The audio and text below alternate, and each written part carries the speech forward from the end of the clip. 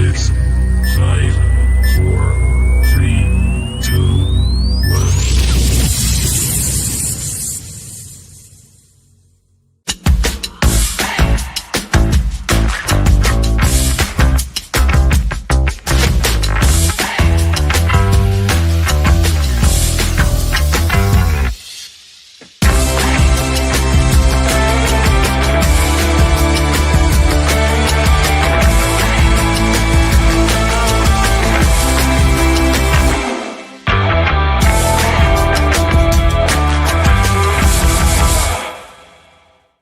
Good evening to fans. Freshly haircut for a very special show tonight with Mr. John Gibson. Really looking forward to doing this. And we've got Dan as well for support, because I'm probably going to need it. It's been a long day sending the kids back to school, and I've got my daughter going to preschool for the first time tomorrow. So I will try and keep the waterworks down.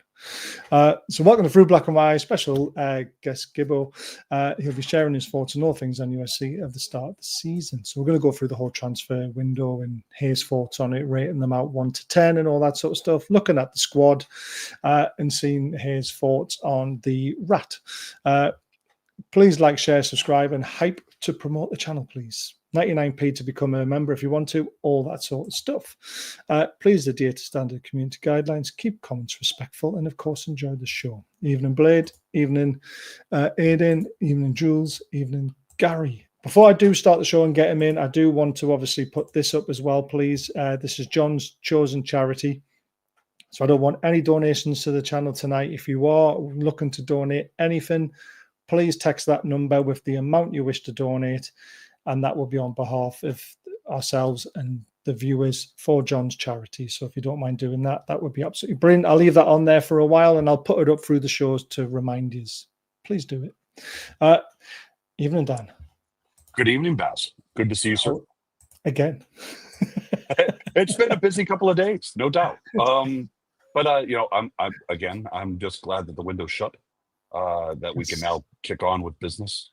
I think we did well. I look forward to going through each of the signings with Mr. Gibson, and we'll go from there. I just wanted to throw this out as a reminder. I met Mr. Gibson for the first time after the Wolves match back in January. I gave him one of my little Superfan Dan pins. He was down in the commentator or the press box. Yeah. And Eddie Lucero from San Diego was with us, so we just wandered down there and said hi. You did. It was obviously on the radio, but I gave him one, and that was that. So, but looking forward to seeing him again and discussing all things Toon related, and off we go.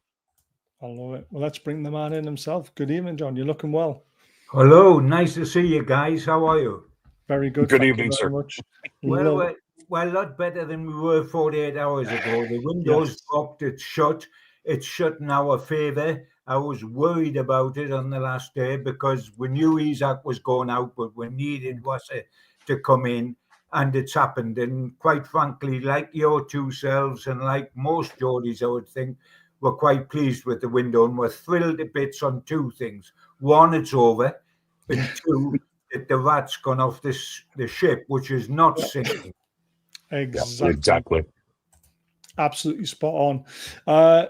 Let's dive right into it, because it was a very slow start to the window. Let's face it. We brung in Anthony Elanga. When this happened, I thought, "Oh, yes, we're finally going to start seeing some movement." So, first of all, your thoughts on Elanga, John? Do you think he is the upgrade to Murphy that we were looking for? Yes, I thought Murphy had an absolutely tremendous season last time. I don't want to play down Jacob at all. But we had no competition there. We've got Bonds and Gordon on one side. On the other side, we just had Murphy. That's once we have the fourth competition, Champions League, we've got to have more than that. This guy is an international player, and he's so quick. I'm certain he could give you some ball to run. I mean, he really is quick. Our penalty area to their penalty area. I think he needs to settle in a little bit. The first 3 games, he did fine, but he didn't do as well as he will do.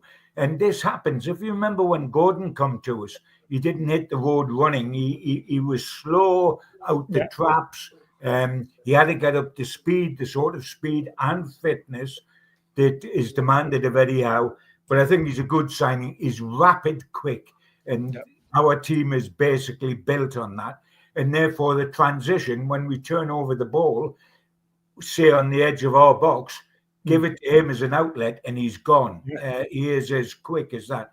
So I look at them all, mate, and I think all the signings we've made are an upgrade on last year's squad. Obviously, forgetting the Isak situation, but he was really scored a pile of goals. But I think Ramsdale is better than Dubovka, if we've got to be honest. Thiaw is better than Lascelles. Elanga is an international against Murphy. Wissa is better than Wilson because at least he stays on the pitch. I mean, Wilson can't stay on the pitch, for goodness sake. So that just leaves the centre-forward situation. Yes, we'll miss, as much as I hate saying it, we'll miss Isak because he's quality and he scored a lot of goals. But hey, this guy we've got, Wiltermaid, he is a ringer for Isak. He's tall, he's skinny, he's got wonderful control, he's got dribbling skills, he can drop deep, he can play wide. It sounds as if I'm talking about Isak, doesn't it? But I'm talking about you guys. And if he listens to Howe and improves as much as Isak did under Howe, then we will be perfectly all right. As far as Isak's concerned, I know it's a team game. I know it's a matter of he's got to have talent himself. To be able to bring it out of him. But what Eddie Howe did for Isak and what Isak has given back in return, what the rest of the teammates did for Isak and what he's given back to them in return is absolute disgrace. He is an absolute disgrace. And from a bloke I adored and I loved watching, and I really was into the guy. In 70 years of following Newcastle, I've never been so disappointed with a player as I am with Isak. Yeah, I don't blame you. We'll stick with Elanga for now. He's 23. He's 5'10". He's very, very quick, you mentioned. Now, I'm thinking that Eddie Howe is trying to maybe change his tactics a little bit. We're bringing Elanga in and having Gordon on the left. You mentioned about pace. Do you think it reminds you of when Bobby Robson was in charge and we had Kieran Dyer, we had Jermaine Jenis, we had Craig Bellamy? Do you think you see similar? Laurent Robert. Yeah, Laurent Robert. Do you see the similars in what Eddie Howe's doing? I can see where you're coming from there, Barry. And once you get into the Champions League as well, in an ideal world, you've got two good players for each position. You've got to. Man City did that terrifically. When they were winning the First Division Championship every year, they had two quality players for each position. It takes a little while to get up to that. It really does. And of course, where we've been really exposed was at centre forward. When we had Isak, it was only Isak because Wilson was in the treatment room half the time. So we're going with one guy. We've now got two because Murphy has done terrific for us. But Elanga, the pace we can have up front when you've got Elanga on one side and Gordon on the other side, and Wissa is very, very quick. And the German lad's no slouch. So there's a lot of pace in our side. And thankfully as well, I felt where we lacked pace in the past was at centre half where we had Shaw and Byrne, two good players, different sorts of players, good players. But on the odd occasion when we got attacked in that position, and Bournemouth, remember guys, Bournemouth up here last season, destroyed us. Onto our back four, really quickly stepped onto their toes, ruffled Byrne and Shaw, who didn't like it then, and they were scared because of the space behind them, the two of them, because they knew if a forward gets away, they weren't going to catch him. Now, so you can play horses for courses. We've now got Chow, who is very, very quick as well. So he will be able to counteract that sort of thing. So I think it's becoming a squad situation and not just an 11 situation. It's becoming a 22 situation. Yeah, I think Eddie knows when it comes to the Premier League, he can play a possession-based football But when it comes to the Champions League, he knows he can't, because we're going to be coming up against the Barcelonas, the PSGs. Sure. We're going to not see a lot of the ball, and having these outlets and this pace is going to be an asset, isn't it, on the counter-attack? Well, I mean, when you think of Elanga, who's the guy we've been talking about, when you think of Elanga, that was a success of Nottingham Forest. They had a very small percentage of the ball during all last season, but when they won it at the back, they give it out wide to Elanga, and he just took off like Usain Bolt down the whoop, like a bullet out of the gun. Oh, quicker than that. They couldn't catch him on his way back. He was fabulously quick, and he got you up the park quick. Now you've got to have quick players elsewhere, because they've got to keep pace with him. Once he can run so fast with the ball, but you've got to have your centre forward and your winger and your support midfielders be able to get up quick as well for when the cross comes in. And he was the epitome of what Forest did well last season. And we will be looking for that this season. As you say, not necessarily so much in the Premier League, where we will have more of the ball and in the two domestic cups, but in Europe, we start off against Barcelona and we end up against Paris Saint-Germain, the European champions. They'll have the ball more than us in both games, and we need that outlet so that on transition, on the counter, we can hurt them. And Elanga will be one of the keys to that. Yeah. And Baz, if I may, any criticism that Elanga has gotten over the preseason and our first 3 games of the season, let's be honest, he hasn't had any end product to produce for. That's the biggest thing for us. He's quick. We all see he's quick. And he has tremendous ability to get forward and get the ball into the box. The problem was, all during preseason and for the first 3 games of this season, there was shit in the box to pass to. We know that, because a certain individual decided he could kick up his heels and not do anything. So that guy's gone. We've now replaced him with 2 people who are able to put the ball in the net. We've seen it. Wissa with 19 goals, no PKs last year, all from open play. And we know what Baltimore is able to do. I like the people are calling him a 6'6" Beardsley because of his close control. I would love to see the 2 of them standing side by side. That I think Beardo would come up to his waist. It would be something else. But I mean, that's the biggest thing so far that I've seen this season. At the start of the season is, people were excited when we signed Elanga, and now they're sitting there going, well, he doesn't do anything. Well, he doesn't do anything because there was no one to pass to. Now we've got end product that we can work towards, and I think we're all going to see a completely different Elanga than we have for the first 3 games of the season. It's a good point, Dan. A very, very good point, because I mean, you look at the 3 league games we've played, and they so infuriated me because we dominated all 3, especially the first 2. Yeah, absolutely 100%. Played them off the park, but we didn't have a finisher. And Elanga can put in as many balls as he wants. The outside left can, the midfield support can. But if we're not scoring goals, that fella Isak cost us 7 points. Easily. Because if he played. And by the way, it was illegal not to play because he was under contract. Yeah. It was absolutely illegal what he did. If he had played, we would have won, I think, all 3. I agree. We would have won all 3 if we'd had a 100%. centre forward. Yeah. And now we've got a centre forward, or we've got 2 centre forwards. And the funny thing is, what Dan was saying about looking at the various heights, what surprises me, of course, this is the new Wissa, and Walton Mod is the new Little and Large, because Wissa's 5'8" and Walton Mod's 6'6", and it reminds me it's an upgrade of the original Little and Large we had, which you will remember, Barry, was Alan Shoulder and Peter With. I don't remember that, unfortunately. Little and Large in the days, mind, it was in the 2nd division, so this is a step up. But I mean, Shoulder was 5'5" and Width was 6'2", and they were Little and Large, and these are Little and Large. But both of these are good players, and they can play as well. And they're not orthodox 9s like Isak. I mean, Wilton will drop deep. He'll link up. He'll go wide and come in. Isak can play outside left as well as centre forward. In the modern day footballer, there's very few now. There's still a few that are out and out centre forwards like Shearer was and Supermac was, and they're not like that now. There's the odd person that is Harry Kane, etc. But in the main, and Eddie Howe has proved how much he loves it. He likes players that can interchange in the match and go and play different positions, and he likes that versatility which we've got here.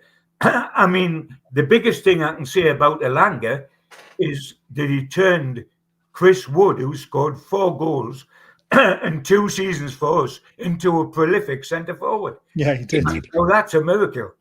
Yep.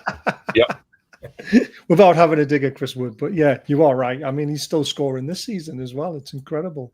The next signing that came through the door was a bit of a surprise. It was Ramsdale, 27-year-old goalkeeper. He had one great season at Arsenal, didn't he?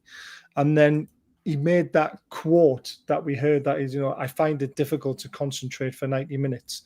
I mean, what insane person as a goalkeeper would come out and say that in national press? I can't concentrate for 90 minutes. It's just like, oh, Jesus Christ, lad. But he is a very good goalkeeper. Eddie Howe had him at Bournemouth, so he trusts him. How would you rate that signing, Gibbo? It's competition for Pope, isn't it? Yeah, well, I mean, that was the whole idea, and it is the idea that with respect to Dubravka, who I thought was being a terrific servant to us in the past when we were rubbish before we got the takeover and before we got Eddie Howe, he kept us going. He was North East Player of the Year 1 year. And therefore I'm thrilled to bits with what he's done for us. But 36, 37, he wasn't putting any pressure on Pope. Pope needs pressure because that's what everybody needs. Ramsdale had that fabulous season for Arsenal. You're absolutely right.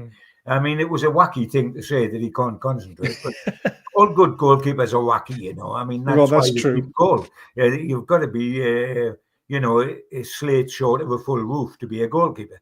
And so he fits. But I mean, Ramsdale is a good goalkeeper, and I think he will put a bit of pressure on Pope. He's better than Pope with his feet, and I can hear a lot of fans shouting at the screen, well, who isn't? And I understand that.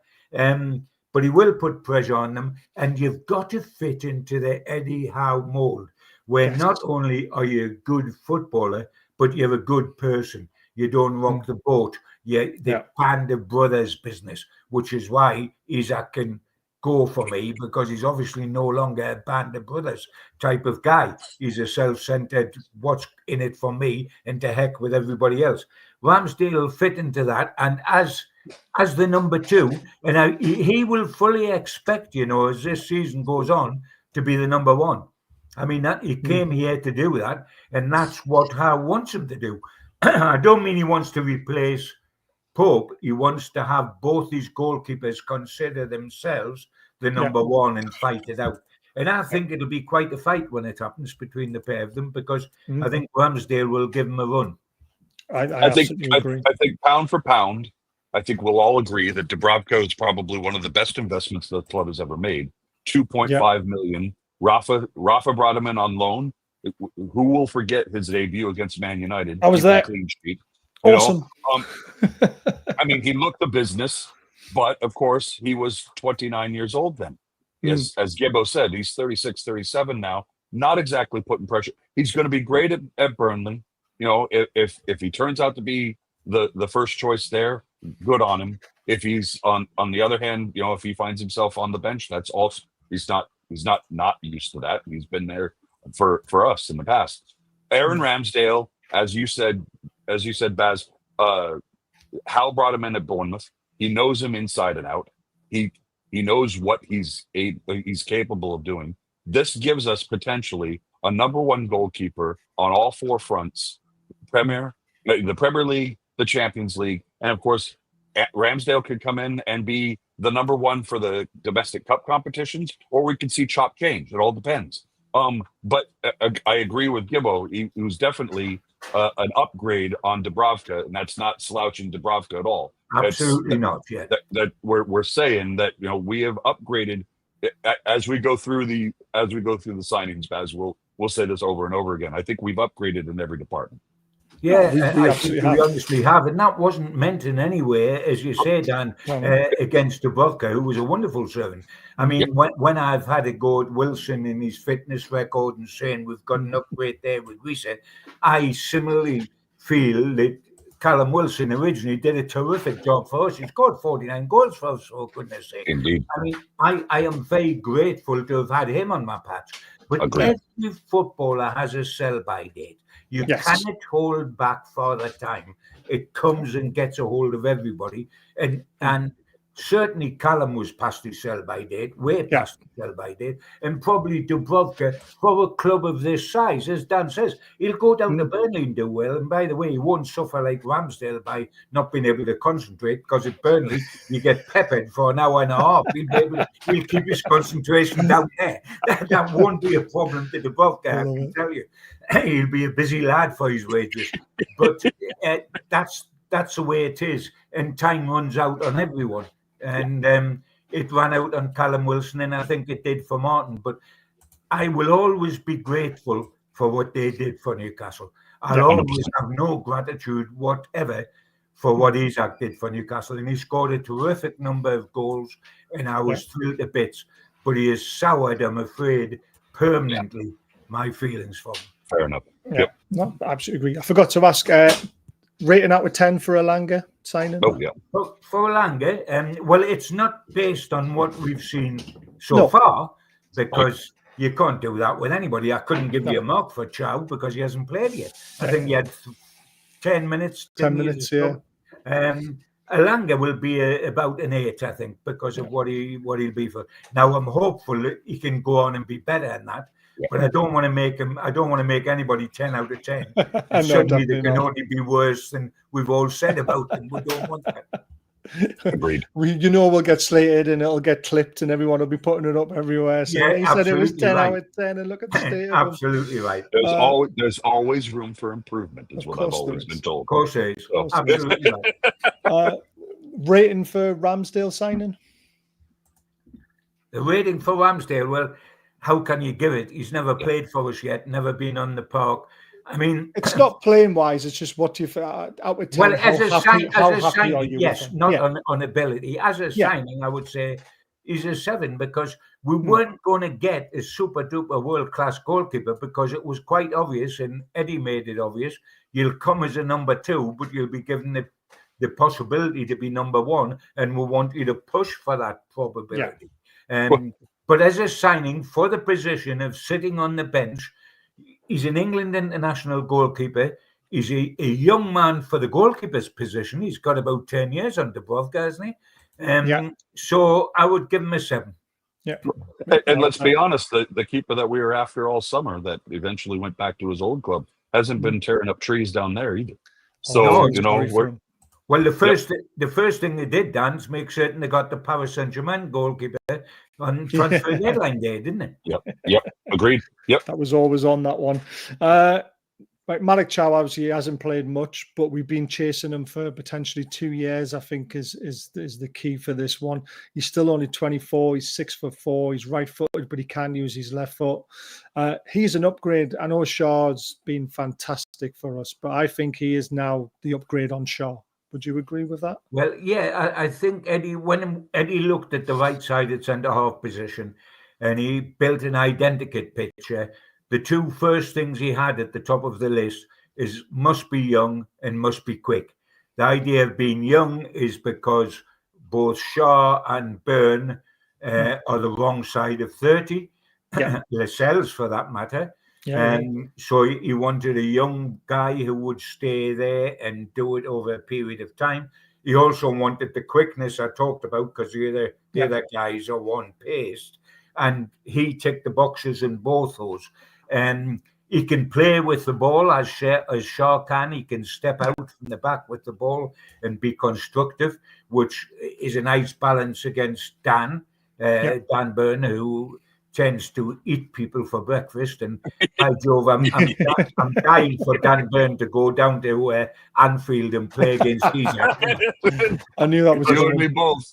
He'll put him on the other side of the Mersey. If he gets a chance, he'll kick him onto the other side of the Mersey.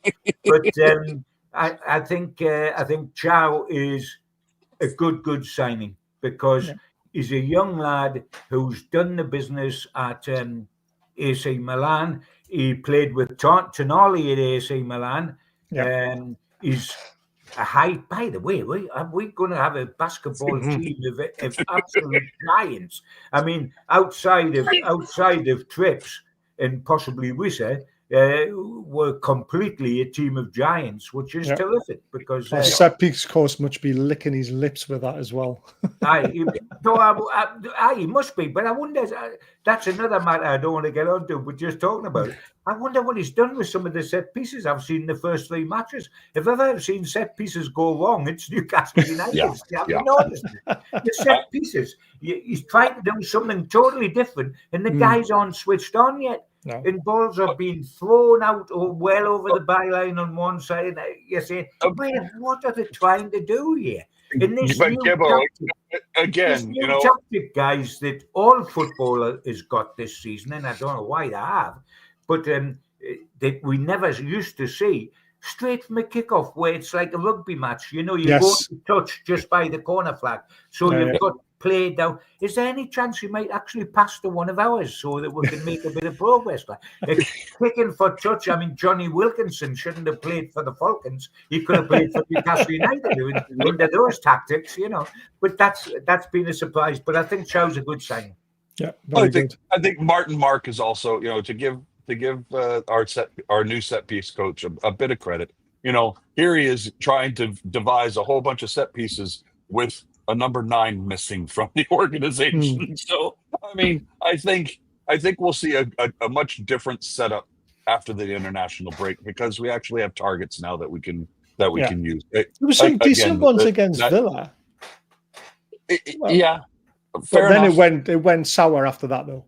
I think the one off the top of my head, without thinking about it, the one set piece thing that we did that came off for me is that we've gone into long throws as well as kicking into touch near the corner flag.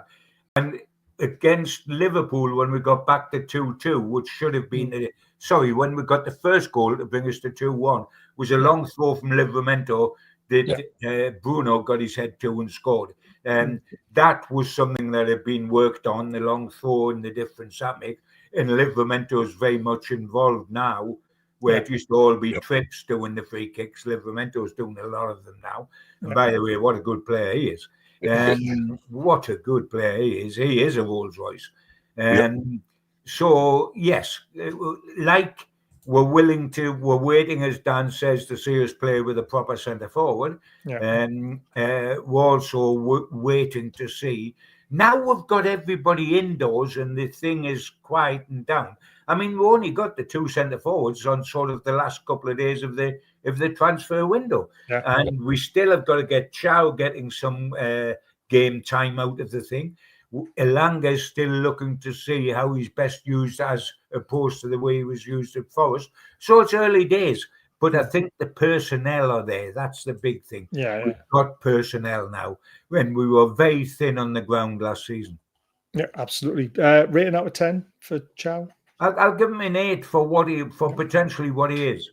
Yeah, I agree with that. 100%. I think he's going to be superb. I think him and Botman could have a very good partnership together. Jacob Ramsey then comes in. This was a bit of a left field one because no one was expecting, but we have been chasing him for a while, though. I would say about a year. Again, 24. He's rapid, another very quick player. When we saw him for Leeds against Leeds in that first half, he was the best ball carrier we had in that team on the day in that first 45 minutes, and nobody else touched him.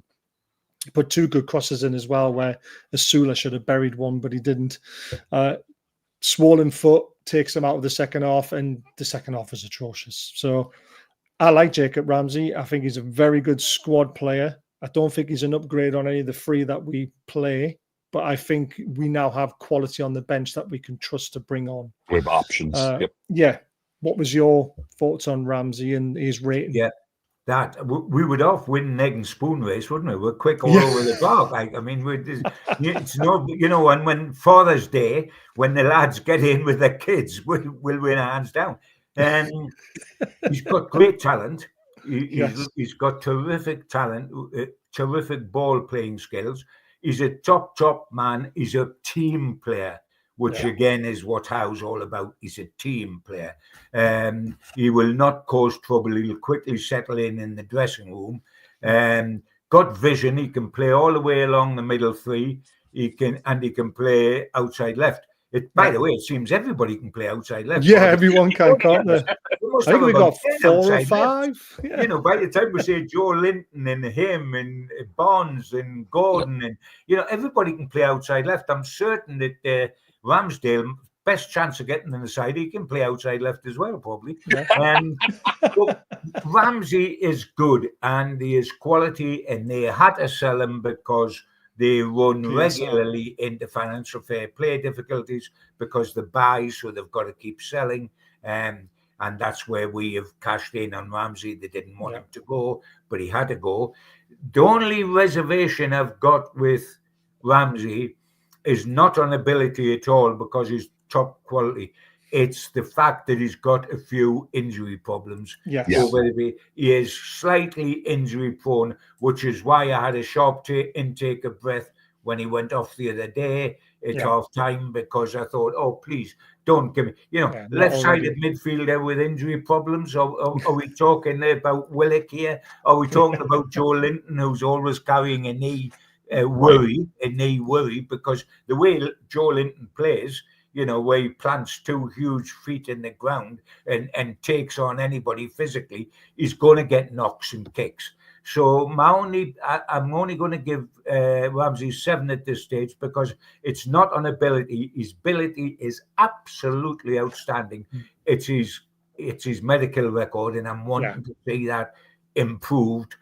But as you rightly said, Barry, I think he is a top class squad player. He's not going to go in ahead of Joe Linton unless Joe is on. And by the way, he'll get his chances with Joe, because definitely Joe's knee problems and Joe's yellow card problems. Big Joe, he's going to miss a few games, so he'll get in. But I just want to get reassured that we haven't got another Willock, that we've got somebody that can stay fit. Yeah, absolutely agree with that one. The next one, we're on to the last 2, and then we've got some. Do we have a number? Did we say? Did we just say it? For yes, I give it a 7. Oh yeah, you give a 7. I give it 7. Got it. So Voltamade, this name was on a lot of fans' lips when we were looking for a new striker to replace Isak. We were all thinking of Samu, we were all thinking of Ekiteke, we were all thinking of Sesko, but this guy, a lot of people said we should go for him, and I didn't know a lot about him. But I did watch in the 23s, and I do remember him a little bit. So there must be something about him, because he caught my eye. It's going to take him time to settle in. I don't think he's going to be thrown straight into things because of Wissa. But this guy's only 23. He can play with both feet. He's 6'6". He's got a touch of a diamond. What do you make of him? Are you happy we've got him and missed out on everybody else that we were going for? Because João Pedro would have been perfect for our team as well, potentially.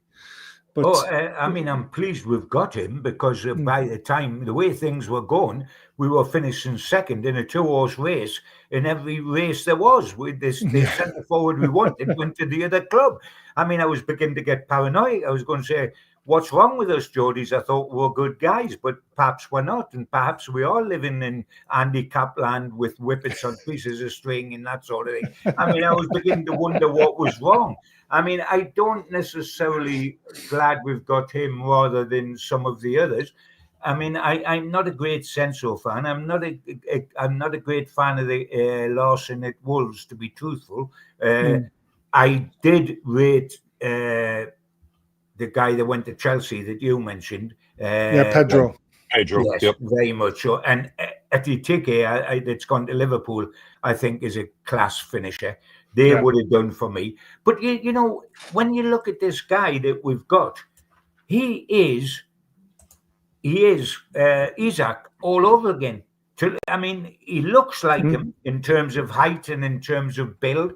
I mean, you know, he's a giraffe, isn't he? He's a skinny he's a giraffe, and that's great. That's okay. That's okay. But for a big lad, he has got terrific close quarter skills. He loves dribbling. He takes people on in tight situations in the penalty area. He'll be a walking penalty, you know. He'll be a walking penalty because somebody's going to stick out a leg and trip when he's in there, because he'll do his tricks, and he's confident enough, and he doesn't panic. If he's in the area, he doesn't think he's got to get off a shot, or, oh, dear me, the ball's a hot potato. He will do his tricks in there and come check back onto his other feet. And centre-halves hate that. Absolutely. You ask Dan Burn and Shaw, who are good centre, they hate that. You get them in the penalty area and you get some clever little guy right up in their face. I mean, Dan Burn wants to play against another 8'6" bloke, doesn't he? Yeah, he does, yeah. But you get a tricky dicky round Dan Burn and he doesn't like it. And so this guy, despite his size, will produce an awful lot of problems. And I think of what was around, this is a terrific. There's only Etitike and the guy at Chelsea, Pedro, that I may have thought, oh, would that have been a slightly better option? I know this guy hasn't done it yet, but he's 24. He's a rough diamond. He's anxious to learn. And by the way, you can't learn better than coming here and playing for Eddie Howe, because Eddie Howe turned average players into good players. I mean, Eddie Howe got something out of Almiron that we'd never seen before. Eddie Howe got a hold of Dan Burn, who was a one-paced, honest-to-goodness, average centre-half, and made him in England international. I mean, he got a hold of Joe Linton, who was a horrible centre forward, and made him into a wonderful midfield player. I mean, this guy's got stardust. He can sprinkle over anybody and turn them into something extra special. And I think we will see this guy bloom under Eddie. And I'm delighted with him. I'm going to, I'll make him an 8.5 if I'm allowed a half. And if I'm not, I would like to make him 8.5. And I think at the end of the season, I might be saying, oh, boy, I was a bit shy there, wasn't I? I was a bit mingy there. I would like to think I was saying that. Absolutely. That's what we're hoping for. Absolutely. That is what we're hoping for. So that takes us on to the day. 30 seconds to go, apparently, that after we handed in the transfer sheet. Now, let's face it, we're not happy with the way that he handled his situation at Brentford, because it felt the same as Isak. I felt a little bit more on his side when I heard about his statement that he had it in writing that he was allowed to leave Brentford if the right fee came in. Now, we have offered the right fee a few times for this guy personally at 29, but we finally got him 50, 55 million, whatever it is. I personally think it's a little bit overspent, but you know what it is? When you score 19 goals in a season and you've got more games to aim at this season with us, he's going to be hitting 2025 for me. Yeah, I think he's our next Andy Cole. Well, what a lovely thought that would be, because he gets 41 goals then in the season. That would definitely do for me. I would give him 11 out of 10 if he did that. But I think the interesting thing, I've got to say, and I've said it in print, that I didn't like the way he conducted his business, because I can't have a go at Isak and then pretend that there's nothing wrong with the attitude of Wissa, because he did virtually the same thing. And I think 100%. That's a very, very bad thing for football. And the fact that both got what they wanted by going down the nasty route and being vindictive in killing me is going to kill this game. And you're two nice guys that did their transfers correctly, Gay and Lawson, who wanted to go, but said, we're not going to cause trouble. They didn't get what they wanted. Now, isn't that an awful thing for football to look at? If you're nasty, you'll get what you want. If you're gentleman about it, you won't. Eze got what he wanted to Arsenal, thank goodness, because he did it the right way. I will have great admiration for Gay and for Lawson and for Eze, but for always, for the way they conducted themselves during transfer business. Having said that about Wisa, what you were saying, Barry, and I've written this in the Chronicle article, which is online now and will be in the paper tomorrow, I said exactly what you said. In defence of Wisa, if he got it in writing from the club that he could go this summer on the right offer, then that's very different to Isak. Because Isak's blamed Newcastle, but he's got no proof of anything. Newcastle deny it, etc., etc. Isak went a lot further than Wisa did, who has been training with the rest of the team, and Isak has been an absolute disgrace. I don't like the way Wisa's gone about it, but if he had that agreement in writing, that's a whole different ballgame. And with my fan hat on, I welcome him here 100%. Because I tell you what, we are sitting here now, guys, saying we've had a good transfer window. If Wisa hadn't come in last night, we wouldn't be saying that, because we would be one striker down. And that would be the same as last season when we only had 100%, because Wilson was unfit. So we would not have been happy if we hadn't got Wisa in. And you're right, by the way, mate, it was the last minute. When it was, And you know what I mean? Good gracious, the guy come up during the middle of the night to be up here to do the deal. He did. He was that keen. But it shows you, doesn't it, what happens behind the scenes. All the papers he's got to sign. One paper they didn't get him to sign. So off he went and all that, and it was all done and dusted. And all of a sudden, the FA come back and say, the Premier League come back and say, wait a minute, he hasn't signed this.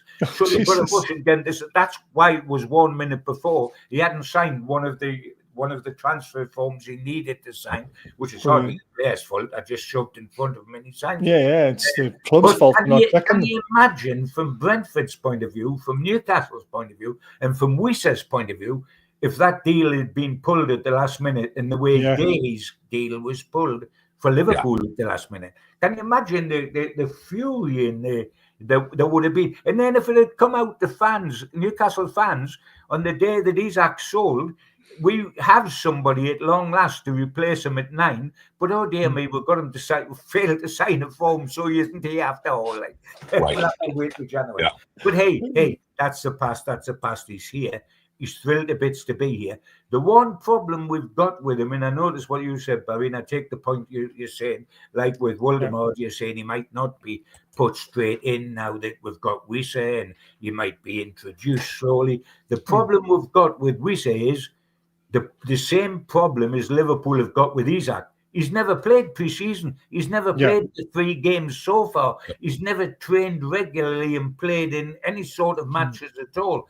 That's why I'm thrilled to bits that he's away with the Congo. So he gets a bit of training in, It's some mileage in his legs. Because at the moment, if we were playing Wolves tomorrow, Wisa couldn't play 90 minutes. And Isak couldn't play 90 minutes for Liverpool. I don't care about that. But I mean, that is their problem. But it is a problem we've got with Wisa. I don't think he'll be able to play 90 minutes against Wolves. That doesn't mean he won't start. No, he's done a bit of training, hasn't he? Not a lot, but he did. But he hasn't played a game, mate. He hasn't played a game. He has no match fit. Training will get you physically fit by our standards, but it won't get you match fit. It won't get you match sharp. Only that's why you have pre-season games. If you were going to be match sharp, you wouldn't have pre-season games. You go where you risk injury, you would go straight into the league. You've got to sharpen them up. And luckily, we can use the Congo's 2 games to help get Wisa up to pace, because that's the only problem. But you could still start him against Wolves and bring him off, whether you start him with Voldemort. And another thing that's going to intrigue me, guys, and only Eddie Howe can answer this, now the transfer window's finished and we've got a full squad, etc., when everybody's up to pace, and by that I mean when Voldemort has got up and running and has kind of been integrated, and Wisa has got the rust taken off him, I'm going to be interested how he's going to handle those 2. Is he going to make it one plays and one's on the bench and then you bring them on? Or is he going to make it that Wisa will play as a 9 and Voldemort, who likes to get the ball down and play and can play slightly deeper, could play a 10? Will he play 9 and 10? And if he does, somebody's got to go out the side. So does he play with just one winger, say Gordon, and he drops the other for Elanga? But the other thing you do is you've got to drop one of your 3 midfield players. If you play those 2 guys together, somebody's got to go out the side. And I'm going to be fascinated to see, because it doesn't matter what you would do and I would do. It matters what Eddie Howe would do. And I'm going to be interested to see how Eddie Howe handles. And I know the perfect answer is we've got that many games they'll all get a game. Yeah. But I want to see the 2 of them together, and I want to see how he gets around that. I agree. Thankfully, I think that answers itself for the first couple of games, Gibbo, simply because Gordon's suspended. Joe Litton is injured. I think, Barnes could be the odd man out because I don't see him dropping Elanga right away. Joe Willock is going to be coming back, but I think your first choice midfielders are going to be Tonali and Bruno. I think that one solves itself. We could see Barnes out left. We could see Elanga out right. We could see Valdemade playing the 10 and Wissa up front. And then you've got, you've got Murphy that can come off the bench. You've got Asula who can come off the bench. You've got, you've got options. I too, like you, am waiting with bated breath just to see what Eddie Howe's going to do, because we have seen Eddie Howe has improved every single player that he has come in contact at the club, with at the club. So I have it. Hashtag in Eddie we trust. I have no doubt in my mind that whatever we do, it's going to work. So I'm happy. It's a good point that you make. It will take care of itself initially because we haven't got Anthony Gordon available. And then you will be say, can Wissa play from the start? How long can he last? Because he's had. But I'm thinking about October and November, say, when we're in the Champions League and we're in the League Cup and everybody's up to par. I'm interested to see then how he uses these 2 guys. And I'm interested only because I'm fascinated and because it's wonderful. I mean, it's wonderful. Yeah, it is. Yeah, it's great to have options, isn't it? Yeah, you can go all over the park, though, and say that, guys. You can say, I'm interested to see whether it'll be Ramsdale or Pope. I'm interested to see whether it'll be Thiaw or Shaw. You can go all over the park. And isn't that a wonderful thing to have? Because we weren't interested to see who would play centre forward last season because it was Isak. And if it wasn't, nobody played centre forward. Yeah. So it's nice to have these options now. Yeah. Absolutely. Hey, Baz, I know that we need to get to questions that have been starred in the comments. So we've starred quite a few of them. I do want to say this. I have enjoyed watching the intro videos to both for both of our W's, for Valdemada and for Wissa. What I genuinely have gotten a laugh out of, and my missus can vouch for it, is I loved seeing Dan Burn in the hallway greeting Wissa, and seeing the height difference there. But then when he met Valdemada in the canteen, he was just like, "You're a tall fella." Yeah. Yes. I don't think Dan Burn gets to look people in the eye that often. No, he doesn't. That was fantastic. The funny thing is, last season, Dan Burn played up against Wissa in the league, and I think on corners, Wissa was looking at his belly button, like the different heights of them was quite incredible. But and it's Dan Burn just comes across terrific, and he is a Geordie, one of us, and he takes care of everybody that comes in. And isn't it amazing? Isn't it amazing? Just by coincidence, the shots we get of both the new centre forwards at St James's Park is with Dan Burn, rather than with anyone else, any other player. It might be a coincidence, but I think not. Dan Burn puts himself out there as the great Geordie ambassador, doesn't he? Yeah, absolutely. 2 more things before we go to the questions. So this is the squad. I don't know if you can see this very well because some of the writings in it, but it's looking very, very good now compared to last season. I think the sale of Isak has really pushed us onto another level. PSR-wise for the next couple of years, but also squad-wise now. We have 2 in every position almost. You've got Wissa, Valdemada, Asula up front. You've got Gordon, Barnes, Park, who hasn't really got much of a mention, but I think he's going to be a cracking player in the future. Elanga, Murphy on the right. You've got Bruno, Willick, Tonali, Miley, J7, Ramsey. You've got Tino, Trips and Kraft on the right. You've got Shaw, Chow, the Cells. You've got Botman, Byrne. You've got Hall and Tino can also play on the left. And then you've got Pope and Ramsdale in the middle. I mean, this is the first time in a very, very long time, Gibbo, we've got 2 for every position.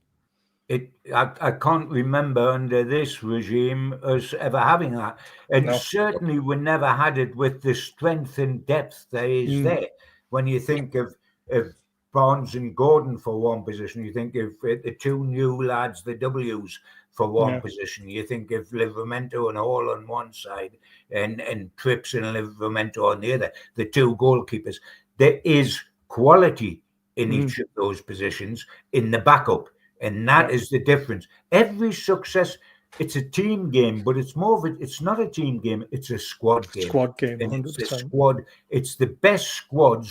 You can have a great... We, in the last few seasons up here, have had a terrific first 11. Yeah. We've just struggled from 11 onwards. Yeah. And that has stopped us getting 1 or 2 results we would have got under. I think we've looked... I've sat at St. James's Park, I don't know about you guys, and I've looked at my first team and I thought, well, all right, they're all right. Then I've looked at their bench and thought, crikey, I wish we had a bench like that. Like that, yeah. You know, the opposition have a bench. we had a couple of kids out of school, out of kindergarten on the bench. And 2 goalkeepers. And 2 goalkeepers. Exactly. 3 goalkeepers at one point. I had 3 goalkeepers in the match. I mean, for goodness sake.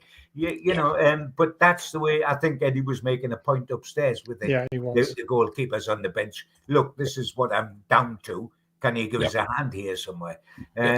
But yes, it's quite incredible though, isn't it, guys? Because, you know, when we finished last season, we're on a massive high. We just made the Champions League. We just won our first domestic trophy in 70 years. Everything appeared hunky-dory. And then all of a sudden, Isak spits out his dummy. All the toys go out the pram. The whole situation is totally different. We're scrambling around. We can't buy anybody. We can't buy a centre forward for toffee. We were like Billy Bunter with a nose against the window pane looking in the tuck shop, weren't we? But we couldn't have any of the goodies that were in there. That was us with the transfer market. But dare I say it, right at the end, we've come with such a run that I'm sitting here now and I'm going, phew. And by the way, I'm sitting here now having lost Isak, and I'm still optimistic. I'm sitting here saying, "Whoa, that was a close one." But I tell you what, our squad's good, and I tell you what, it's a squad that bonds. It's a band of brothers, and Isak was infinitely not that. And if some people have said to me, "Well, Gibbo, we should have forced Isak to stay," I think it was beyond that. We would have had a sulk on our hands. He would have gone out. He would have gone out. He would have played because he would want his wages, and he's got to keep physically fit for the World Cup at the end of it. But he would have just run about. By the way, I saw him do that last season. I don't know. Well, that's what a lot of people have said, haven't they? Last season, I turned to Supermac during one game last season. I'm sitting and we're in the press box, and Supermac's a dear friend of mine, and he knows 1 or 2 things about playing centre forward. I turned around to him, I said, and it wasn't for print, and I wasn't looking for the paper or anything. I said to him, right, can I ask you something? He said, yeah. I said, tell us, is it me, or does this guy look as if he's disinterested and he's been tapped? And Supermac says, without a doubt. Without a doubt. And we were talking privately. Now, the tapping could have been Arsenal, could have been Liverpool, could have been... could have been anyone. But his body language told you. He ran about. And you can't fool Geordies. We had that problem with... Less so, but we had that problem with Anthony Gordon after the Liverpool fuck out. Where we lost him for games, where his mind was scrambled, and I couldn't recognise the guy I was watching compared with the guy that was it. Now we've got the old Gordon back, but we didn't have Isak last season. He was coming out with platitudes when the cup was won and everything, but he down tools last season. Yeah, I absolutely agree with that. And when you look back at it now, the signs were there. It's just we didn't want to believe it, did we? No, we did. Of course we didn't. He's scoring 27 goals. He's your superstar centre forward. He's helped you win the cup. I mean, he could have been a legend for the rest of his life with Supermac, with Alan Shearer, number 9 legend, with Les Ferdinand, with the lot. He could have been. He has ruined that. And that is his problem. But you know what? He won't care. No, he won't. That's the sort of guy he is. He won't care. Doesn't give a monkey's arse, does he? There we are. I'm just going to throw a few raw meat bones to Big Dan before we play at Anfield, and let's see how that goes down there. Yeah, let's make Dan Burn hungry and not feed him anything and let him eat. And I think now, you know, there's some comments some questions in the comments that we're meant to put to Gibbo, but I think, you know, with the statement that the club made yesterday upon his departure, you know, 37 words, no mention of the goals he scored, nothing. It was short, it was curt, it was terse, it was, you know, impolite if you want, but I think it's what he deserved, given what he's given us for the last 6 to 8 weeks. Now we're seeing a thank you to the fans coming out of his PR machine, and I don't put any credence into it that he has anything to do with it. I firmly believe that this is his marketing team, his representatives coming out saying, right, we didn't do anything yesterday, we should really do something today, and it just rings hollow for all of us, because I think you're right. Do you know someone put the statement on an AI generator, and only 3 of those words in that statement were not AI generated? Well, I don't doubt it. Yeah, that's a very, very good point. I mean, you know, don't make me smile. I've got a split lip. You know, I mean, I read that statement and thought, you know, are you kidding me? I mean, his PR's just said, look, we can cash in here. Newcastle put out a statement yesterday. It looked rough. It looked nothing. They've never mentioned your goal. So we'll be Mr. Wonderful and we'll say how we had a wonderful time up there. The team was great. I was great. The fans were great. I tell you what, if he felt that much about the fans, he's treated us well in the last 2 or 3 months, doesn't he? He was concerned about the fans then. He's only saying we're wonderful fans now because he's at Liverpool. Yeah, exactly. There's a great question as well. What Gibbons' thoughts on the club's statement after 14 left and 14 statement today? So we've done the statement today, but what did you make of the club's 37-worded letter to the fact that we sold Isak? What the club said about Isak, right. I thought it spoke a million words without speaking a lot. We just had 37 words. It told us everything the club felt about Isak without being stupid enough to make it look antagonistic and other people get a hold of it, etc.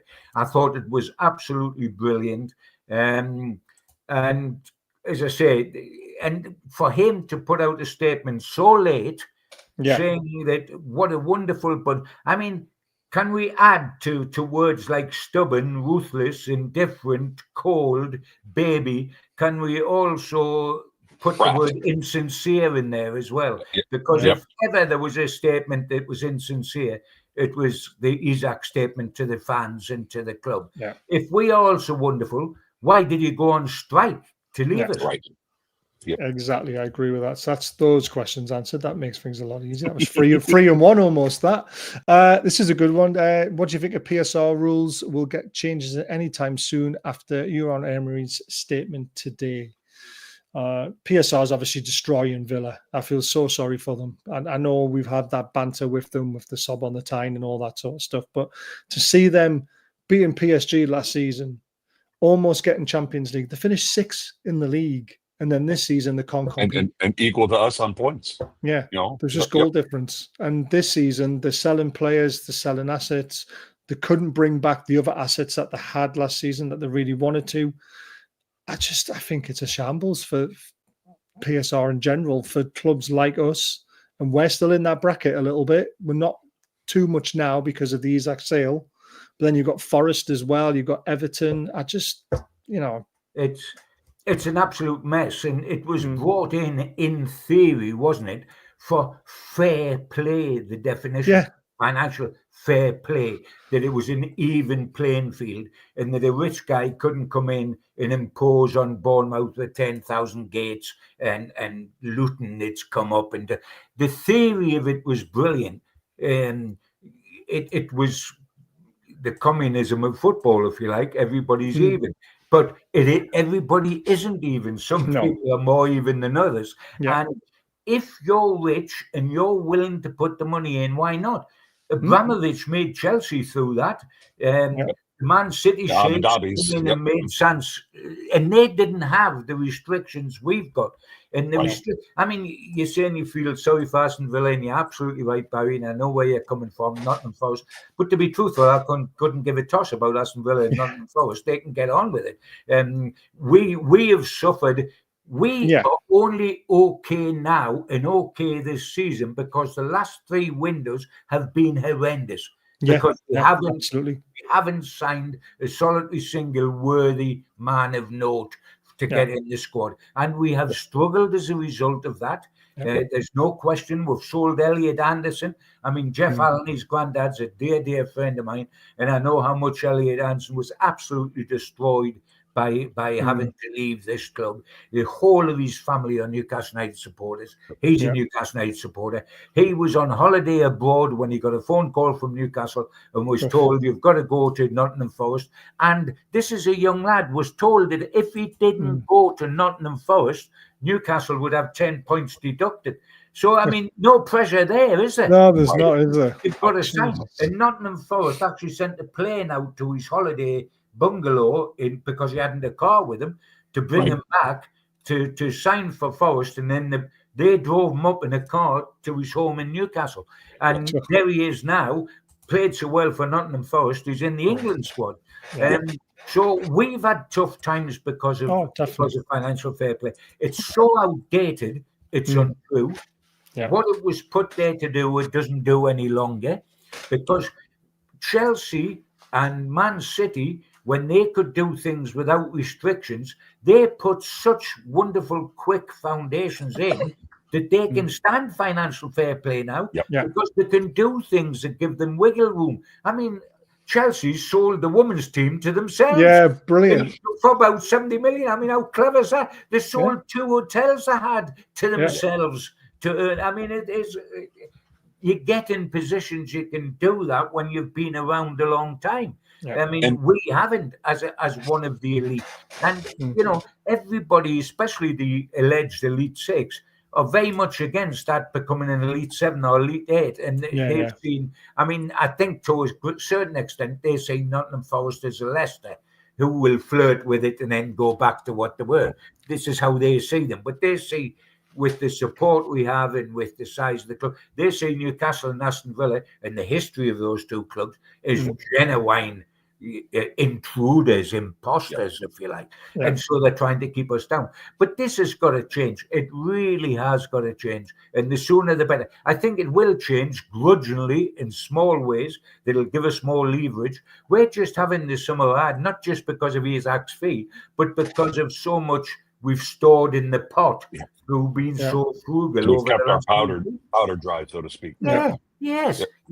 But we've there are other fans that are quick to point out that, you know, well, Newcastle voted for the PSR. Well, we voted for it when Mike Ashley was the owner. Because Mike Ashley agreed that we should only be spending the money that we bring in, because he certainly wasn't putting any money in. So he was looking to make sure that we were all on a level playing field, and we know that there are 6 that were not level and never have been level. To add on to that, Gibbo,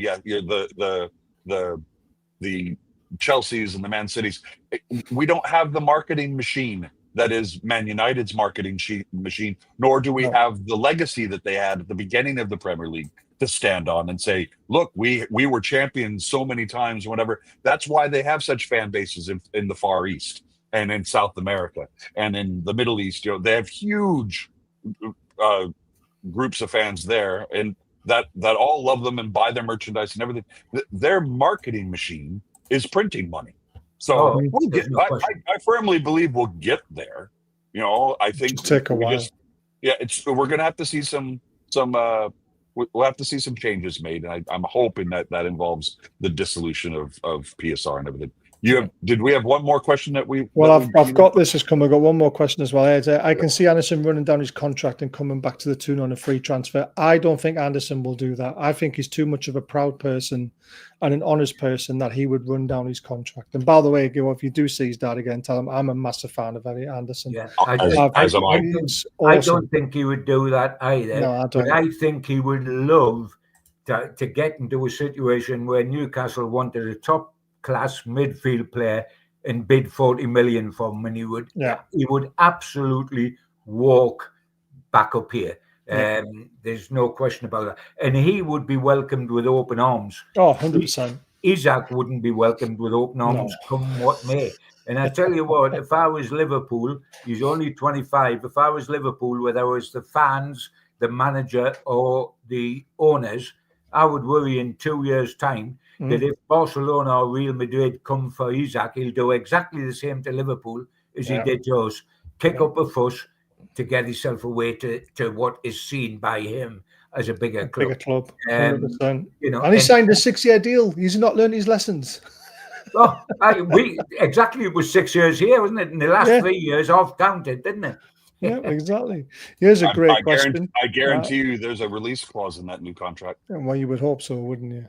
Question for John. By the way, sorry. By the way, Dan, that's a good point. In future, that's what clubs must do. Put release clauses in. Because at the moment, the contract's not worth the paper that it's written on. It is not 100%. Worth the paper it's written on.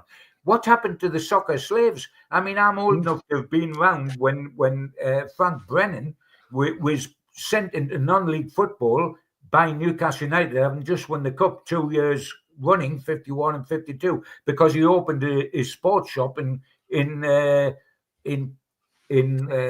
compulsion with the chairman. So he was, and it was soccer slavery, and it was brought up at the TUC conference. Go forward to 1960, George Easton walked out on us because because the transfer system in the contracts was illegal, as was said when it got to the High Court. So, I mean, in those days, footballers were slaves. And the big things was Jimmy Hill got rid of the maximum wage, which was 20 quid a week. Suddenly we had 100 quid a week footballer, Johnny Haynes. And then we got the Bosman ruling in that you were on a free transfer there. So footballers were slaves, but they've gone from being slaves to dictators now. Yeah, they have. The pendulum swung so much the other way that the slaves have turned out to run the whole show and do anything they like. And why don't the clubs take the players to court now and say, like Easton took vice versa court and say, excuse me, you expect, by the way, 6-year contracts, this fella's walked out after 3 years, Barry. What about this? Players expect the contracts to be honoured by the clubs. We had Isaac Hayden, we had Jeff Hendrick, we had Henry Servet, who won 6-year contracts, and we had to keep them and keep sending them. They were obviously no good for us. They weren't good enough. But we had to keep sending them out on loan to try to get something back on the wages. But they saw 6 years of Newcastle United wages out because that contract said we must do it. Isak's contract said he must play football. But he didn't. I know. I agree. There's a funny thing. Sorry about that. No, it's fine. It's fine. My fault.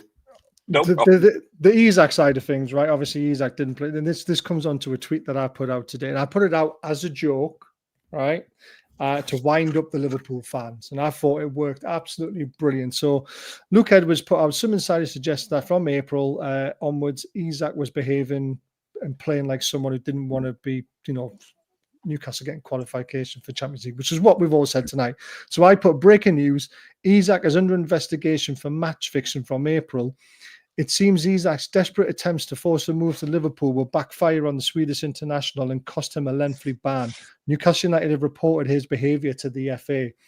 71,000 views, 367 likes and 128 tweets back at it from Liverpool fans going, "Oh, you're just sour, you." It's fucking brilliant. I had to wind them up. It was absolutely brilliant. Was there a tweet from Isak saying, "Is that right?" that would have ticked it off brilliantly. That would have been brilliant. This is a great question. Where would you rate Eddie in your top 5 Newcastle managers? I always hate to do that when somebody is still coaching, in business. For example, 9 months ago, I would have put Isak in the top 5 centre forwards in Newcastle United's whole history. Yeah. Now I'd put him bottom of the pile because of the attitude he's had. But I mean, as badly as Isak has come out of the last 3 months, Eddie Howe, under immense pressure, has been totally magnificent.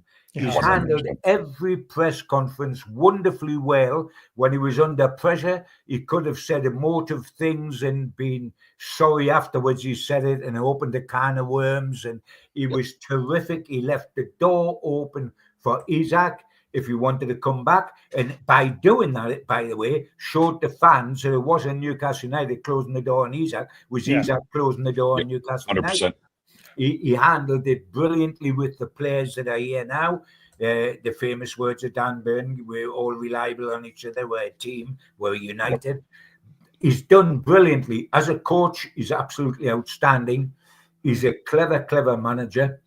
I think if I was going to the pub with him, he'd bore the socks off me because he's Cliff Richard and Alad Jones all rolled into one. But and that's meant as the biggest compliment you could give in the world, because that's what's needed for the job he's doing. I think he has got, at the moment, the three before Eddie that I would put as the best managers Newcastle's had: Joe Harvey, because he won something, the European Fairs Cup. Kevin Keegan, because he took us from the brink of the third division to twice runners up in the Premier League. And then Bobby Robson. This guy is in that company. And at this stage of his life, to be in that company is as big a compliment as I could give the man. And he is in that company with the potential of going to the top of that. Going to the top of that. He's won his first trophy. He's had won 2 Champions Leagues. Joe won a trophy. It was a European trophy. But this guy might do that yet. You could win other domestic trophies. This guy is in the top 4 ever in 130 years of history. And I know it's only since the war that managers have come into their own. But he is in that company already. He potentially can finish top of the pile. He's the best diplomat of the lot, because Joe was never that. And Kevin was a very hard on his sleeve type of man, and very emotive and emotional. And Bobby was the most whimsy guy you could ever remember. He couldn't remember his own name, never mind your name or my name. But that was part of the endearment of Bobby. For how to be rated in that already is terrific. And the way he's handled a crisis, and by Jove, it was a crisis. The whole of football, not just this country, but Europe and everywhere, was looking here. And he has been truly magnificent. Proud to call him an adopted Geordie. Yep, brilliant. Right, last one, and it's this. Put a poll out. Where do you think Newcastle will finish since the window is closed? There's still optimism within the fan base. 21% think top 4, 35% think 5th, 36% between 6th and 7th, and then only 8% 8th and below. At 670 votes, so it's a decent amount of votes. Where would you say, Gibbo, after the transfer windows now slammed shut, where are we going to finish? Well, that's a great point. Because we haven't taken in yet if the Champions League is going to cost us as much, because of we've got 8 games straight off before absolute minimum 8 games, and we want to do well in the 2 domestic cups, and then we've got 38 in the league. That is a big ask, and sometimes the Champions League comes at a cost, and the cost is that you find it tough when you come back from an away game to play that weekend, and so much comes into it, injuries and everything. I was thinking of us being 6. The 36%, which is the leading situation, is where I have seen us all the way along until yesterday. I can see the possibility of getting to, say, 5th, but you've got to bear in mind that if you think that Liverpool are going to be up there batting like heck.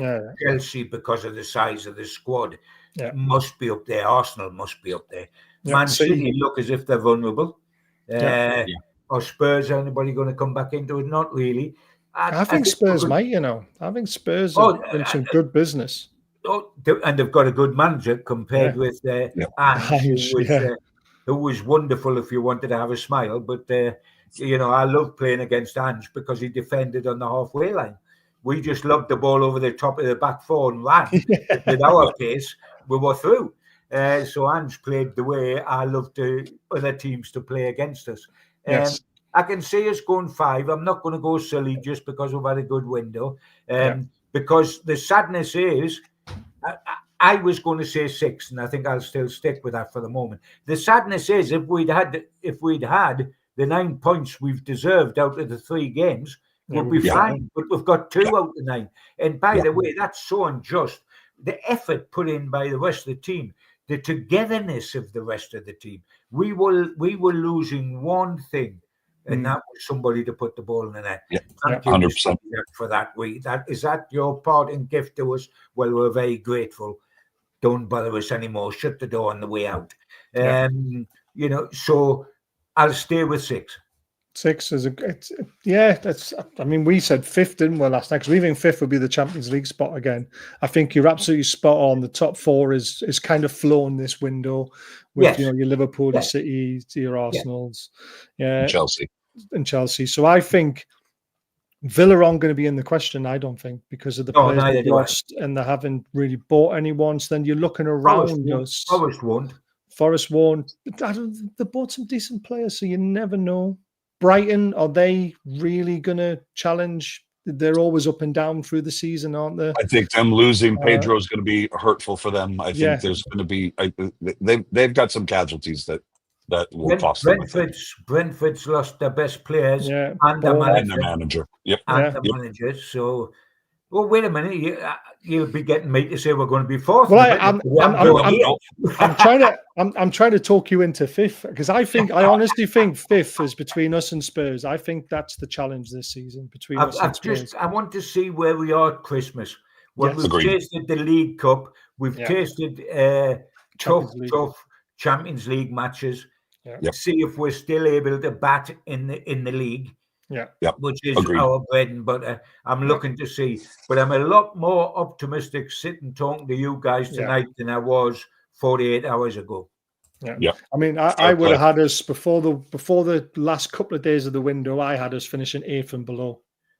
Without a striker. Now that we've shut the window, we've got these 2 guys in. I'm 5th or 6th, but I think 5th. I'm going to be optimistic. Gibbo, we used to have the SAS, at Blackburn. We had Shearer and Sutton. Now we've got the World of Warcraft or the WWE, depending on how you want to look at it. Vissa Voldemort, Elanga.